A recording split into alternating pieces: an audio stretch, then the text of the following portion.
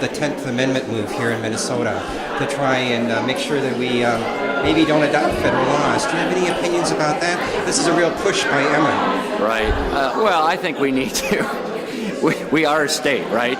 But we are part of a country of 50 states, and I think to get away, if I'm understanding him correctly, and sometimes I'm not sure if I understand him correctly, there's a federal government for a reason, and we have to adhere to what the federal government does on many significant issues, and to just displace ourselves from them. I mean, that's for a whole different party. Isn't it the Up North Party or something that wants to secede from the Union?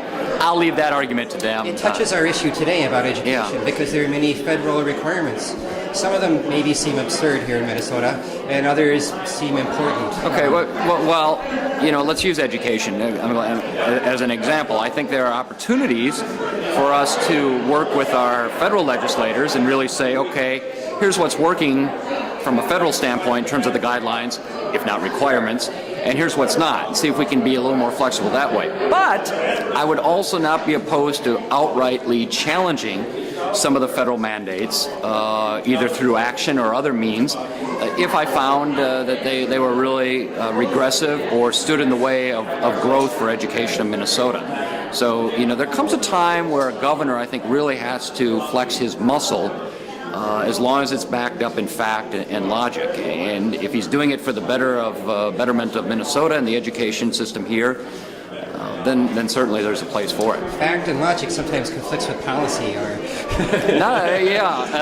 maybe with the lifelong politicians and career public policymakers. But as I've said repeatedly, as an outsider, a true outsider, I'm not worried about speaking my mind and possibly offending people from time to time. So if I believe in something and I can find the right information to back up those ideas, which I do, then I'll step forth when others won't, and that doesn't bother me. As an information consumer, not a reporter, I would like to say I would love it if you would speak your mind. I really find that refreshing. Do you want to say anything else, too, about PI right now? When is your unveiling? We're going to do it probably the second week of July, and PI is Partners in Education, and basically I'm still refining some of the details, but I want to create a program, again, not necessarily a government-sponsored program, but a governor-led program, where we get local businesses more involved than they are with the higher education institutions throughout the state. And do you see internships or funding? Well, I think it would go beyond internships. What it would be is, let's use business A. So let's say Bemidji State goes out and solicits business A and says, we want to partner with you, and here's how we're going to do it. We're going to have a program that can be a feeder to your business. We're developing students that can work for you.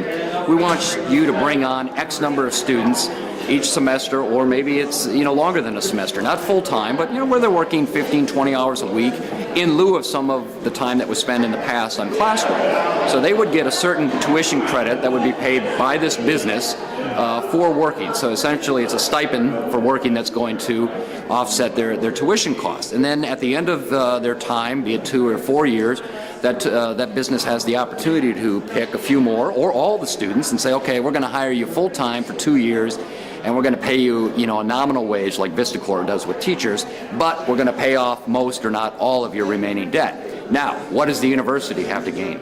I think we have to tie in some funding and some enticements, some performance enhancements, if you will, from a funding standpoint for those universities and other higher education institutions that actually work successfully and develop this network of supporting businesses. So there's a real practical knowledge gain too for the student. That's the biggest thing. One of the reasons for this idea is I was talking to someone in Winona who watches it very closely. She's a reporter for the Winona Post, and she said there are a number of students who come to her with applications and they've graduated with a liberal arts degree, and I have nothing against liberal arts. I was a liberal arts major, but they come with basic skills but no really hands-on knowledge of how to do a certain job. And I think we have to prepare our students not only to know how to read, write, and think, but we have to equip them with hands-on experience so they have specific skills when they graduate and then when they go into the workforce, so they're not just dabbling, wondering, what do I do next, except pay off my debts.